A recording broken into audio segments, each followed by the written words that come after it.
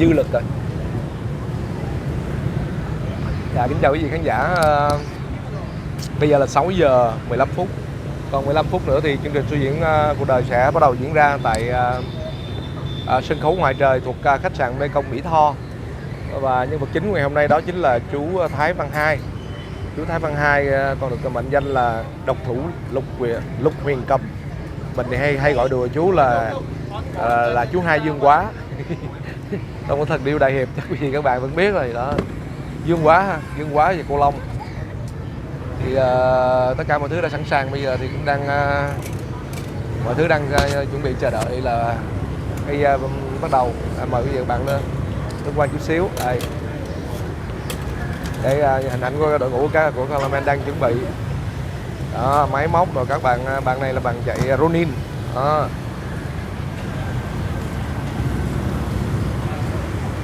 Rồi lót dạ chưa, bánh mì chưa?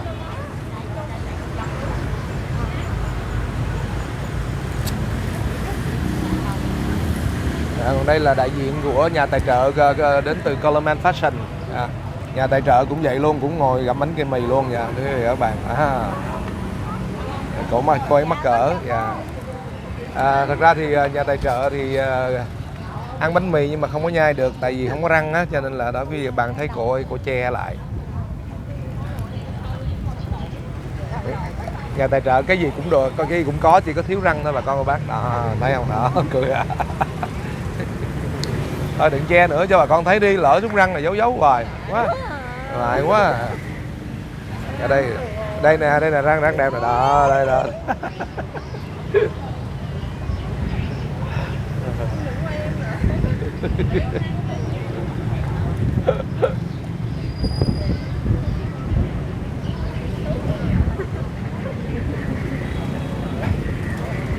Ủa người nhà lên chưa? Tới chưa? À đây hả? Ồ dạ. Bác của em à. Rồi tên là máy móc rồi, tất cả mọi thứ đã sẵn sàng. Đó. Đây là cái đội quân gọi là những chiến binh thần thánh của Colorman từ tiếng rao cho tới show diễn cuộc đời. Rồi nè ở đây nè, nhà tài trợ này xin hỏi phỏng vấn nhà tài trợ này xíu ơi. Dạ đây thưa quý vị các bạn, đây là hai nhà tài trợ, đại diện hai nhà tài trợ Colorman Food Mart. Đó, chương trình ý nghĩa hấp dẫn vậy đó mà nhà tài trợ toàn là từ trong nhà không, mà bên kia là Colorman Fashion, còn bên đây là Colorman Food Mart. Rồi em gửi gắm vài lời cho quý khán giả của chương trình show diễn cuộc đời đi, với tư cách là người đồng hành với đơn vị đồng hành với lại show diễn cuộc đời. Xin chào mọi người, thì con thay mặt Colorman Food Mart mong là mọi người sẽ con là Thảo. Ôi. Dạ, con mong là mọi người sẽ cùng nhau ủng hộ cũng như dành thật nhiều tình cảm đối với show diễn cuộc đời nói riêng và Colorman Food nói chung, cùng ủng hộ sản phẩm nước mắm bên nhà con thật nhiều để có thể tụi con có thật nhiều kinh phí tài trợ cho chương trình ngày một tốt đẹp hơn, giúp đỡ được nhiều người hơn cho mọi người. Như Colorman Food Mart là dưới Mỹ Tho có cửa hàng đúng không? Dạ đúng rồi ạ. Cửa hàng số mấy biết không? Dạ ở 84 Lê Đại Hành ạ. Hiện tại thì ở ngay đối diện Colorman Food Mart sắp tới còn có cả một Vincom lớn, cũng như là khu vực đó xung quanh là khu dân cư khá là đông đúc, nên là mọi người thường xuyên ghé thăm. Sau này nhất định con tin chắc rằng Colorman Food Mart 84 Lê Đại Hành ngày sẽ một phát triển và sẽ là nơi mà nhiều người ghé tới nhất. Rồi cảm ơn Colorman Food Mart đã đồng hành cùng chương trình show diễn cuộc đời. Rồi mời quý vị các bạn chúng ta lên phỏng vấn nhẹ với khán giả cũng đã tới bắt đầu khá rồi. Thật ra thì chương trình show diễn cuộc đời trong 2-3 tuần trở lại đây thì rất là tiếc thực hiện trong cái bối cảnh mà dịch Covid vẫn chưa thực sự được kiểm soát tốt. Nhưng mà ở tại Mỹ Tho này thì hầu như là gần như là không có một cái ca nào hết. Tuy vậy thì các biện pháp an toàn vẫn được thực hiện. Và đây là nhân vật chính của chúng ta ngày hôm nay, mời quý vị các bạn cùng gặp gỡ chú Thái Văn Hai. Hôm nay chú Thái Hai mặc đồ đẹp quá ta. Ôi. Đẹp không? Dạ đẹp. Rồi áo đâu đẹp dữ ta. Áo tôi men mai mà. Dạ, rồi áo sơ mi trắng của chú này, trời ơi, nó có chích ben tùm lum tà la nữa. Trời ơi, mấy đứa này thiệt tình luôn á. Dạ, cho nó trẻ lại. Hôm nay gặp chị Thanh Hằng. Trưa nay gặp chị Thanh Hằng, chị chú Hai vui quá trời quá đất luôn. Chú Hai cũng không nghĩ là là chú Hai nói chơi thôi mà cuối cùng nó thành sự thật. Mình không xiết kể. Dạ, mừng không xiết kể. Dạ, mà chị Thanh Hằng thì cũng rất là bình dân, rất là gần gũi ha. Dạ, đó. Vậy mới đó. Vừa dễ mến xong rồi cái nắm tay bắt tay không ôm chú Hai luôn, trời ơi dễ thương, tình cảm dễ thương vô. Câu cổ hôn luôn. Thanh Hằng câu cổ tôi hung cái chứ. Hồi xưa là lúc mà chú Hai gặp chị Thanh Hằng là trong cái lúc mà chị còn hát ở đoàn sông Hậu, đoàn sông Hậu. Dạ. Sáng chú nói cái bài gì hay cái bài gì không quên rồi. 40 năm trước ha. Dạ. Năm 1980, 81 vậy phải không chú? Rồi. Như quý vị các bạn chắc có lẽ cũng biết là nghệ sĩ Thanh Hằng là sinh ra trong một cái gia đình mà có cái truyền thống nghệ thuật đờn ca tài tử và cải lương. 4 đời rồi, tới đời của Thanh Hằng là đời thứ 4 á. Nghệ sĩ Thanh Hằng thì có những người em cũng đang hoạt động trong lĩnh vực nghệ thuật, đó là nghệ sĩ Ngân Quỳnh, diễn viên, rồi Thanh Ngân là nghệ sĩ nhân dân luôn rồi đó. Dạ. Thanh Ngân là em Thanh Hằng. Thanh Ngân là em Thanh Hằng là nghệ sĩ nhân dân luôn rồi. Dạ. Như còn một cô Thanh Ngọc nữa. Dạ. 4 chị em là. Dạ, 4 chị em. Dạ. Thanh Hằng, Thanh Ngân, Thanh Ngọc, Ngân Quỳnh, 4 chị em. Như cô Thanh Ngọc cũng hát cổ luôn phải không? Dạ. Ngân Quỳnh giờ qua đóng phim rồi. Dạ, Ngân Quỳnh đóng phim rồi. Đóng với Hà Chí Quang nữa. Dạ. Nhưng mà ngày xưa thì Ngân Quỳnh hát tân chứ phải hát cổ. Ngân Quỳnh hồi xưa hát cổ. Có hát cổ luôn hả? Có Như Quỳnh á, mới là tân. Dạ. Như Quỳnh là tân hả? Rồi chút xíu nữa thì mời quý vị các bạn sẽ quay trở lại với những cái khoảnh khắc trong chương trình chính nha.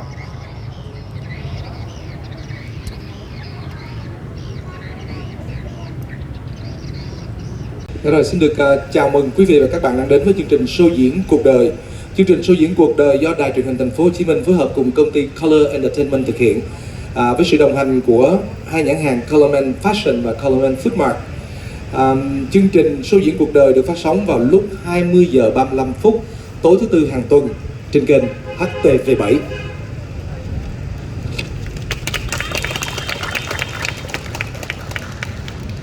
Và kính thưa quý vị và các bạn, vì show diễn cuộc đời trong tuần này sẽ tiếp tục là một tập mà chúng tôi sẽ rất là hạn chế trong cái việc mời khán giả đến xem trực tiếp. Chính vì vậy, Colorman cũng mong rằng quý khán giả xem chương trình qua livestream. Nếu như chúng ta mến mộ tài năng của chú Hai Liêm, nếu như chúng ta mến mộ tài năng của chú Thái Văn Hai cùng với lại các nghệ sĩ tham gia chương trình ngày hôm nay, thì mời quý vị một lần nữa sẽ ủng hộ qua số tài khoản của bạn Xoài Chua. Số tài khoản là 0602 5645 2580, ngân hàng Sacombank chi nhánh Phú Nhuận, là đầu mối duy nhất của chương trình. Hoặc quý khán giả ở xa có thể gọi điện thoại trực tiếp cho bạn Nga Xoài Chua để được hướng dẫn thêm. Số điện thoại của bạn là 0936 842 505. Và kính thưa quý vị và các bạn, thì trong chương trình ngày hôm nay chúng tôi cũng rất hân hạnh được nhận được sự đồng hành của một số đơn vị như sau. Xin được gửi lời cảm ơn đến đặc biệt đến khách sạn Mekong Mỹ Tho. Đơn vị đã tài trợ địa điểm, địa chỉ là số 1A đường Tết Mậu Thân, phường 4, thành phố Mỹ Tho, Tiền Giang. Đây là một cái khách sạn mà mình cũng trong 2 ngày vừa qua thì Colorman cũng được lưu trú tại đây, và mình cảm thấy rất là thích với cái đội ngũ nhân viên cũng như dịch vụ của khách sạn tại đây. Nếu quý vị và các bạn có đi về Mỹ Tho, Tiền Giang thì quý vị và các bạn cũng có thể lưu trú tại đây một lần xem sao. Dịch vụ rất là tốt và giá cả rất hợp lý. Và xin cảm ơn khách sạn Mekong Mỹ Tho đã tài trợ địa điểm cho chương trình show diễn cuộc đời ngày hôm nay ạ.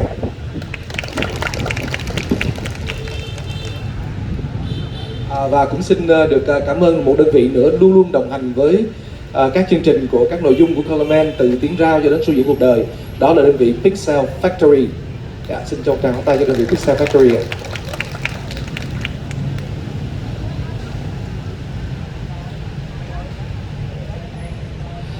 Kính thưa quý vị và các bạn,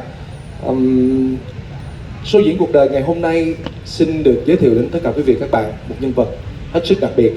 Đó là chú Thái Văn Hai. Chú hiện đang cư trú tại Ngũ Hiệp, Cai Lậy, Tiền Giang. Sở dĩ tại sao mà Colorman nói đây là một nhân vật đặc biệt? Bởi vì có lẽ quý vị và các bạn cũng biết rồi, với những người như bình thường như chúng ta, mình có đầy đủ hết tứ chi ha, 2 tay đầy đủ, cái việc mà chúng ta tập đàn, và đặc biệt với cái đàn guitar lục huyền cầm hay chúng ta gọi là đàn guitar phím lõm, để có thể đàn thuần thục cái đàn guitar phím lõm trong cái dàn đơn ca tài tử thì theo như mình được biết ít nhất là phải 3 năm tới 5 năm. Đó là đối với những người bình thường. Nhưng nhân vật của chúng ta ngày hôm nay đó là chú Thái Văn Hai. Chú chỉ có một tay duy nhất mà thôi, và chú đã gắn bó với cây đàn lục huyền cầm này, cây đàn guitar phím lõm này đã hơn 50 năm. Tài nghệ của chú như thế nào, chút xíu nữa Coleman hy vọng tất cả chúng ta sẽ được chứng kiến. Và bây giờ thì xin được phép mời chú Thái Văn Hai bước lên sân khấu show diễn cuộc đời.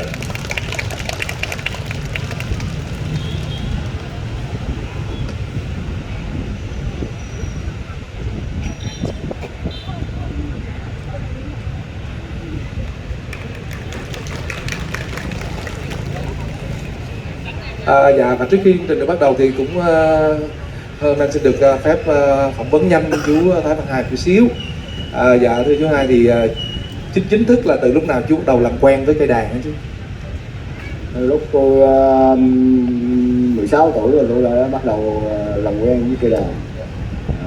Cũng mày mò, cũng yêu tinh thần, yêu nghệ thuật, rồi cũng đi theo học hỏi những người là anh đi trước, chú đi trước, rồi cũng mấy anh mấy chú cũng tận tình hướng dẫn. Rồi trong khi hướng dẫn thì tôi có cái khác, người ta thì hai tay dễ dễ, còn tôi có một tay thì mấy ông đờn tôi chỉ nghe cái tiếng đờn có mấy ổng là tôi đờn miệng nhái theo, là bắt đầu cầm cái đờn tôi đờn nghĩ trai vậy đó. Chính vì là chỗ đó mà tôi được phát cái tài năng đến ngày hôm nay. Dạ thưa chú, như vậy là chú đã bắt đầu gắn bó với cây đàn guitar phím lõm là từ năm 16 tuổi. Nhưng mà như chú nói vậy là lúc đó là chú đã tập một tay từ lúc đó, hay là có một cái biến cố nào sau đó mà chú bắt đầu mới phải chơi một tay chú? Thì tập một tay hồi lúc mà tôi đã mất cánh tay là năm tôi 12 tuổi tôi bị mất cánh tay rồi. Lúc năm 16 tuổi rồi tôi mới mài mò với cái đàn. Đến 26 tuổi là tôi đờn hơi khá, đây là hơi khá một chút. Cho đến bây giờ thì cũng mài mò, cũng điêu luyện.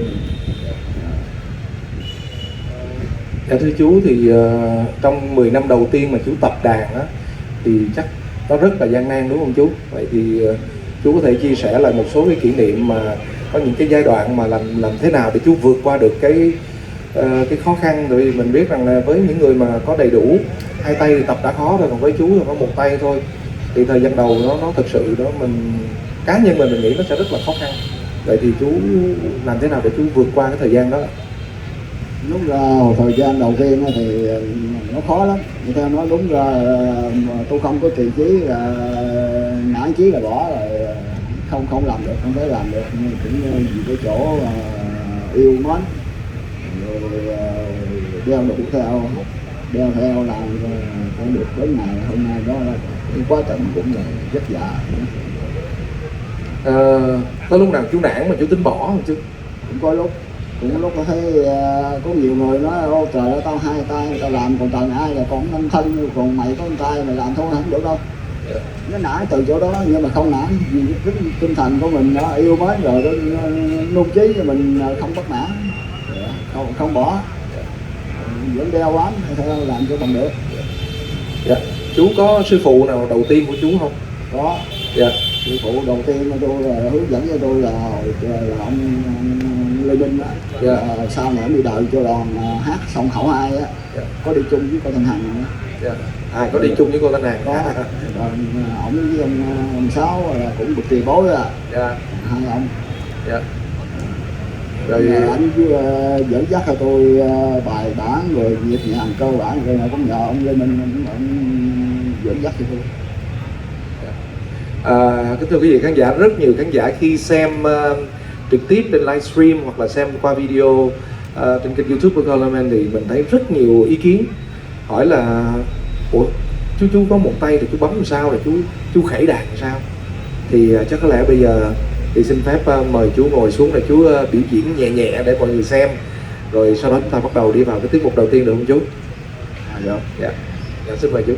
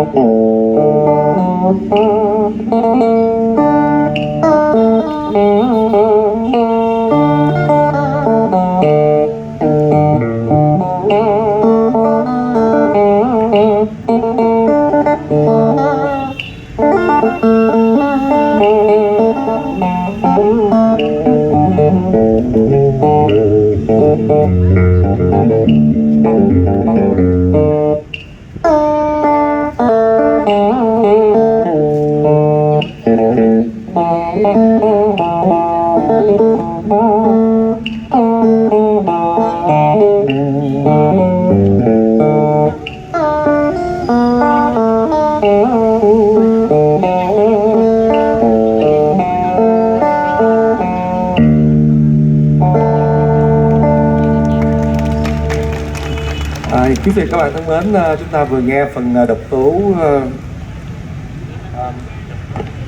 đoạn khúc Lam Giang do chú Hai vừa mới thực hiện. Và bây giờ thì quý vị các bạn thân mến, mời quý vị các bạn chúng ta bước sang tiết mục thứ hai của chương trình. Thưa quý vị các bạn, tiết mục tiếp theo là sự trở lại của một gương mặt rất là quen thuộc, đã từng góp giọng trong tập 3 của Show Diễn Cuộc Đời, và giọng ca này cũng đã từng xuất hiện trong chương trình Đến Danh Ca Vọng Cổ. Kính thưa quý vị các bạn, trong những cái hôm mà mình đến tới nhà của chú Thái Văn Hai mình giao lưu thì mình cũng có hỏi chú là chú có muốn mời một cái giọng ca nào mà chú yêu thích không, mà cùng quê nữa. Thì chú Thái Hai cũng nói là có cái cô Trúc Phương, những cái cô cũng bị khiếm thị mà cô hát cái giọng cao vút đó, thì không biết là chú Bửu Điền có mời được không. Thì mình nghe cái mình cũng mừng quá, tại vì trước đây là đã cũng cộng tác với bạn Trúc Phương rất nhiều rồi. Và ngày hôm nay thì Trúc Phương cũng sẽ có mặt trong chương trình Show Diễn Cuộc Đời, và đây là lần thứ hai Trúc Phương xuất hiện trong cái chương trình này. Mời quý vị và các bạn cùng lắng nghe bản tân cổ Đêm Khuya Trông Chồng qua phần trình bày của Trúc Phương, và chú Thái Văn Hai sẽ đàn guitar cùng với lại nghệ nhân Đạt Sến Trí Thành. Đêm Khuya Trông Chồng của soạn giả Biển Châu. Xin mời quý vị các bạn cùng nghe.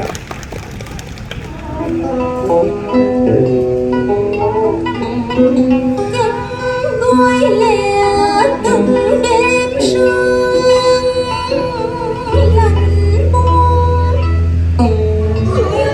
cửa nhà ai ánh đèn đang rực sáng có người vợ bồng con mừng hạnh phúc bên chồng.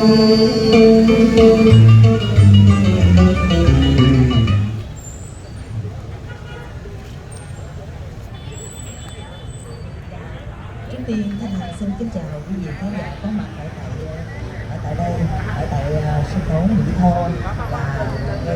Lê Công và xin kính chào quý vị khán giả đang xem livestream cùng với lại YouTube của Tournament. Lời chào trân trọng nhất. Kính thưa quý vị khán giả, trước khi chúng ta bước đi vào tiết mục của nghệ sĩ Thanh Hằng cùng với là chú Thái Bà Hai, thì hồi trưa này trong lúc mà mình đón chị Hằng đến vào lúc 12 giờ trưa nắng chang chang luôn, thì lúc mà đưa chị Hằng ra rồi xong rồi có cái giao lưu nhẹ nhẹ rồi nói chuyện, thì lúc lúc đó là chú Hai vẫn chưa tin, là chú Hai cũng không biết là ngày hôm nay có nghệ sĩ Thanh Hằng xuống hay không. Chú Hai cứ hỏi mình trước đó là ủa chú Bưu Điền bao giờ là cô Hằng có tham gia hay không? Nói dạ cũng chưa biết. Thật ra là mình biết chắc chắn 100% rồi, nhưng mà mình làm bộ mình giấu chú Hai, mình muốn là tạo một cái bất ngờ cho chú. Và thật sự thì cái video hậu trường đó mình có quay lại sau này mình sẽ chia sẻ với quý vị các bạn. Thì chú Hai là đứng hình thật sự luôn á, chú Hai rất là xúc động luôn. Và bây giờ thì mình muốn chia sẻ là cái câu chuyện hồi trưa hôm nay mà mình Tournament cùng với lại chị và chị Thanh Hằng có trao đổi, thì giờ chắc mình kể lại chút xíu về chiều đây, là hồi chiều này mình hỏi cái gì là lý do tại sao mà chú Hai là gọi là rất là quyết liệt trong cái chuyện thuyết phục Bưu Điền đáng mời chị Thanh Hằng cho được. Thì chú Hai chia sẻ cái kỷ niệm với chị Thanh Hằng. Phải nói là Thanh Hằng cũng xin phép để nói trước, để bắt cái đà để cho anh Hai là sẽ nhắc nhở lại chuyện ngày xưa. Nói chung là cách đây là cũng khoảng gần 40 mấy năm nay rồi. Những tháng năm, những ngày đó thì Thanh Hằng vẫn còn trẻ, và thông thoáng đâu đây cũng có một bóng dáng của một người anh coi như là rất là mến mộ Thanh Hằng.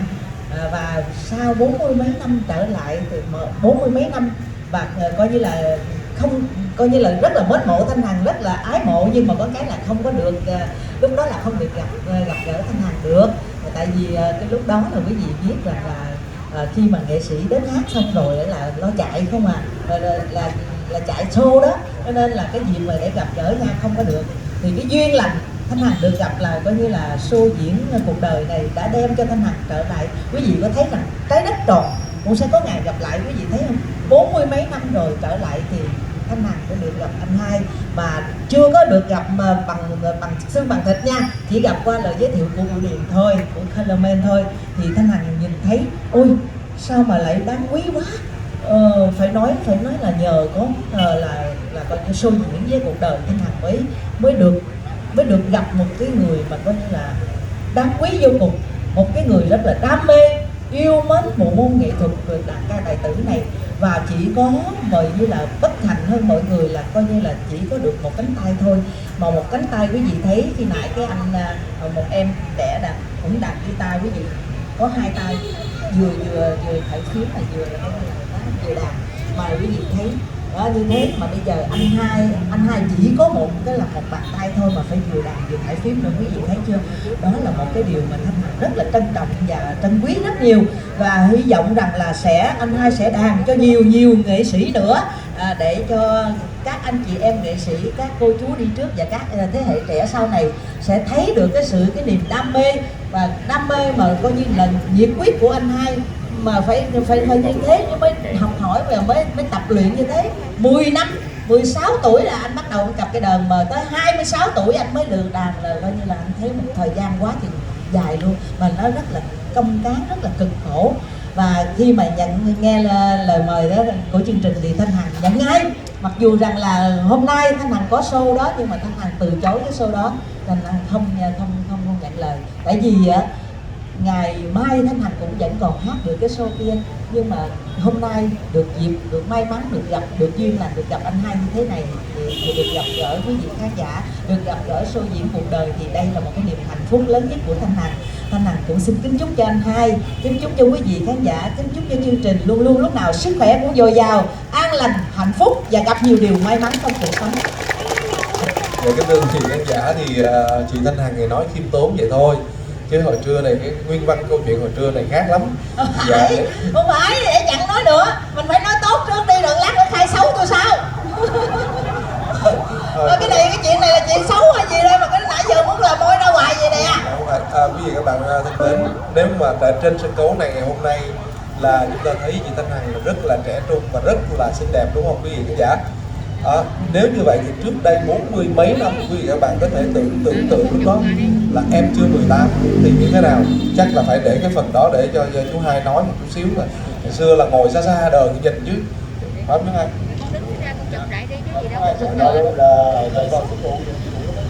Cô thằng Hằng ngày xưa là tôi nói tổ đẹp với Hằng Nga, ta nói thằng giá thế là tổ. Cảm ơn hai. Dạ cái gì cho anh ra pháo tay thật lớn cho em đẹp.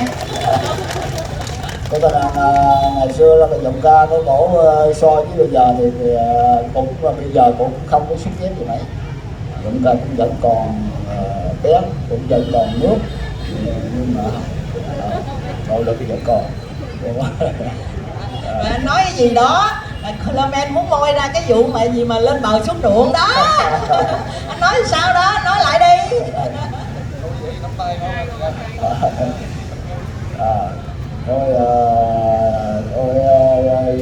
Trước khi dứt lời tôi cũng thành là cảm ơn nay hân hạnh nay bữa nay gặp được cô Nam Hằng, ngộ duyên của mình, chức nghệ sĩ vẫn còn lưu luyến.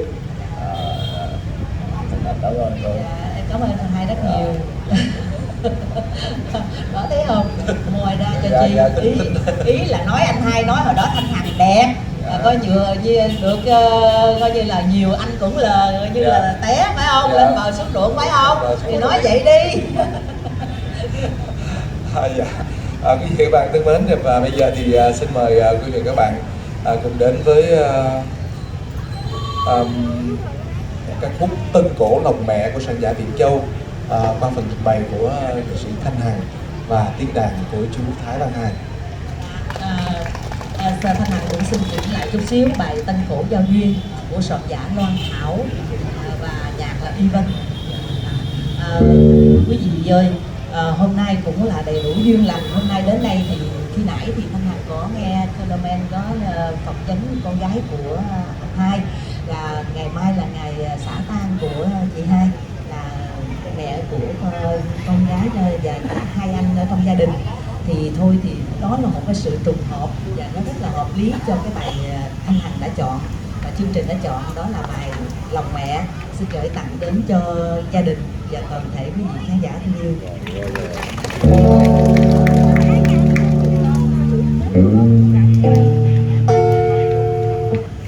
Và xin quý vị cho ban nhạc các bài tử một tràng pháo tay thật lớn để xin chân thành cảm ơn rất nhiều.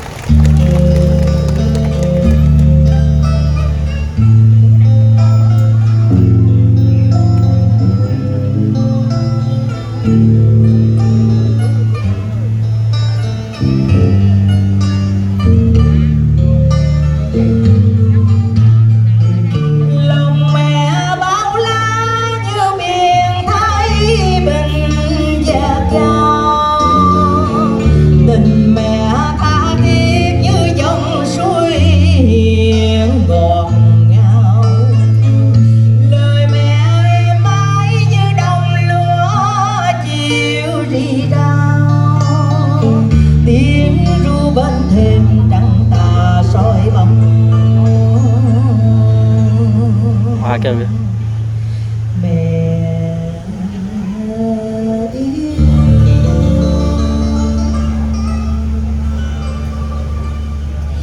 Con mẹ sanh con với bằng năm biển lớn, chỉ có càng khôn kia không bờ không bến mới sánh được với lòng mẹ thương con vốn không tầng không cô.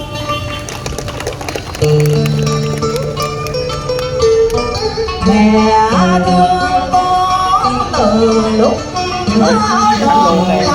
từ lúc con mới toàn hình trong bụng mẹ, mẹ đã đeo mừng khi con mái đồng lần đầu.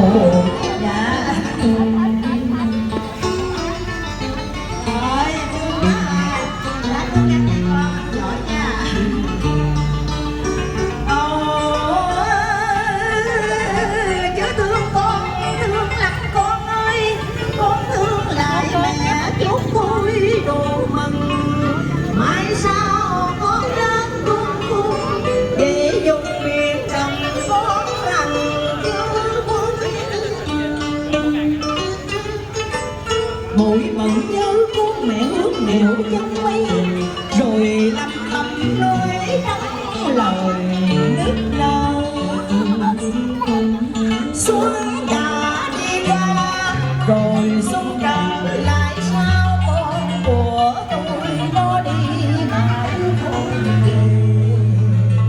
Mỗi bận xuân về nhớ biết bao nhiêu, mất một ngày kia được quỳ bóng khối hè.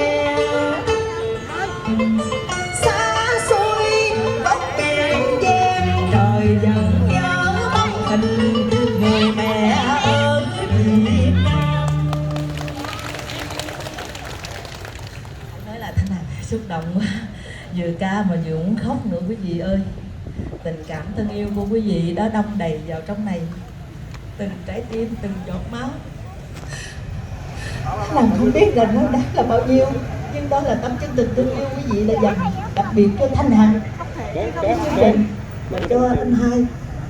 Xin kính chúc quý vị luôn luôn lúc nào sức khỏe cũng dồi dào, an lành, hạnh phúc và vượt qua cái đại dịch này để chúng ta được có một cuộc sinh hoạt được hoàn thành tốt đẹp nhiều hơn nữa nha quý vị. Xin trân trọng cảm ơn quý vị rất nhiều. Chị xin cảm ơn chương trình đã gieo duyên cho chị được gặp gỡ, mặc dù hôm nay dù 1 tiếng 2 tiếng đồng hồ thôi, nhưng đây là một cái ý nghĩa lớn nhất trong cuộc đời của chị, và chị sẽ ghi mãi hình ảnh đẹp này, và xin nguyện rằng có đầy đủ sức khỏe để dành lời ca tiếng hát để đến cống hiến phục vụ cho quý bà con cô bác khán giả khắp nơi gần xa và thương mến chị. Và cái tấm chân tình thương yêu này, tấm lòng của quý vị khán giả đã cùng với Thanh Hằng xin gói trọn trong trái tim mình và xin gửi trao lại cho Coleman chương trình để trao lại cho anh Hai. Xin trân trọng cảm ơn rất nhiều. Cảm ơn chị Thanh Hằng.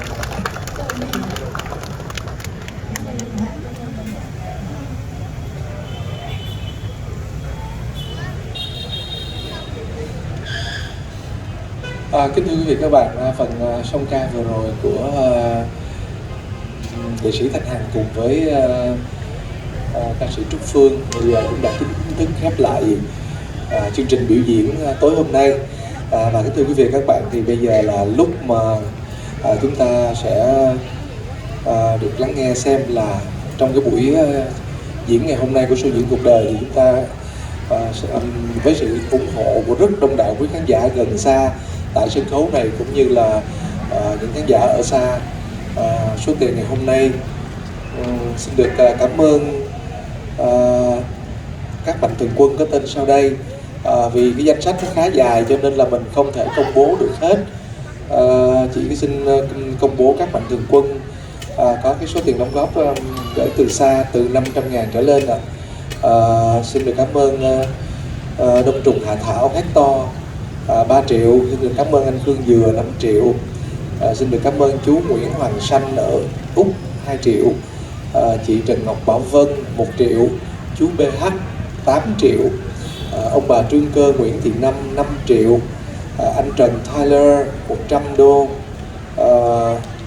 anh Ken Nguyễn 1.133.450 đồng, anh Minh Lê 3 triệu, một mạnh thường quân giấu tên 500.000, HTV 500.000, anh Philip Nguyễn 50 đô, chị Trang 5 triệu đồng, chị Phương Mỹ Tho 1 triệu, chị Thái Thị Kim Yến 1 triệu, cô Lý Huệ Dung 1 triệu, fan hâm mộ quận 7 và quận 12 500.000, cô Duyên Mỹ Tho 200.000, anh Minh Tô 1 triệu, anh Nguyễn Việt Hồng 1 triệu, anh Nguyễn Việt Hùng 1 triệu, anh Tô Hiểu 500.000, mạnh thường quân giấu tên 1 triệu, anh Nguyễn Thanh Trung 1 triệu, một mạnh thường quân giấu tên nữa 500.000, và cũng có rất nhiều mạnh thường quân đóng góp 50.000 cũng có, 100.000 cũng có, 200.000 cũng có, 300.000 cũng có từ xa. Nhưng mà vì cái thời lượng chương trình giới hạn cho nên là xin phép không được đọc hết. Coleman sẽ công bố cái danh sách tất cả quý mạnh thường quân đóng góp cho chương trình từ xa trên fanpage của Coleman vào ngày mai. Tổng số tiền mà quý mạnh thường quân đóng góp từ xa cho chú Hai ngày hôm nay là tổng cộng số tiền đóng góp từ xa là 48.483.450 đồng. Các quý vị bạn cho tràng pháo tay. Còn riêng cái hồi nãy là với cái sự hỗ trợ của chị Thanh Hằng á, thì số tiền mà quý bà con cô bác ở tại sân khấu này ủng hộ cho chú tổng cộng là số tiền là, xin cảm ơn quý bà con cô bác.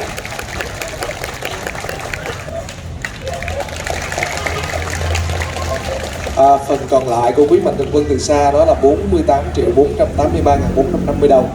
Thì ngày mai thì bạn Nga Xoài Chua sẽ chuyển khoản vào tài khoản cá nhân của chú mà sáng nay ban tổ chức chúng tôi vừa mới dắt chú đi làm.